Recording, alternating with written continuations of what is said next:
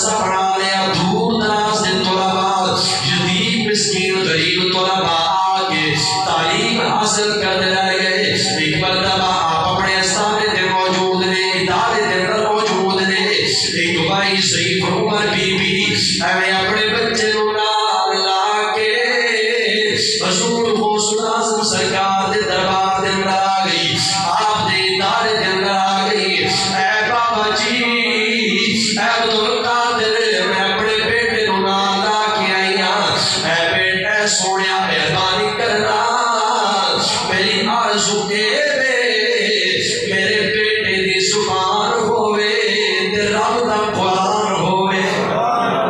اے سونیا میرے بیٹے کو حافظ قرآن پڑھا چھوڑو، رب العالمین دے قرآن، حضور علیہ السلام دے دین اسلام دا علم سکھا چھوڑو۔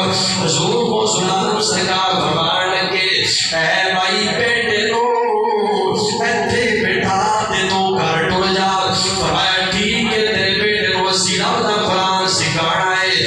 او بھائی بی بی گھر ٹر گئی، قبلہ وقت گزرا، کچھ عرصے بعد مائی اہل مدرسے دے اندر آئی، ادارے دے اندر آئی۔ قبلہ مائی نے اپنے بیٹے وال ویکھے، بیٹا بڑا کمزور ہے، مائی نے ویکھے بیٹا سکی روٹی خشک روٹی دال دی سالت نال کھا رہا ہے۔ مائی بڑے غصے ہوئی، جناب بڑا غصے دی حالت اندر ٹری حضور غوث اعظم سرکار آپ جس کمرے دے اندر موجود ہیں، مائی اتھے آ گئی۔ حضور غوث اعظم سرکار وال ویکھے آپ سرکار جناب والا کھانا روٹی کھا رہے تے مرغے دے نال روٹی تناول فرما رہے۔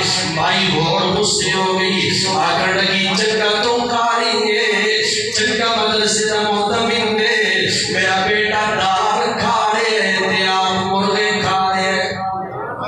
چنگا تو محتمم ہے، ادارے دا ناظم ہے، میرا بیٹا دال کھاوے، خشک روٹی سوکھی ہوئی روٹی کھاوے تے تو مرغے دے نال روٹی تناول فرما رہے ہیں۔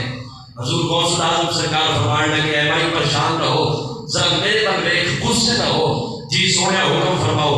آپ سرکار دے سامنے جنیاں بھی ہڈیاں موجود سی نا، آپ نے تمام ہڈیاں تے ہاتھ رکھے ہے، توجہ ہے نا، ہڈیاں تے ہاتھ رکھے ہے۔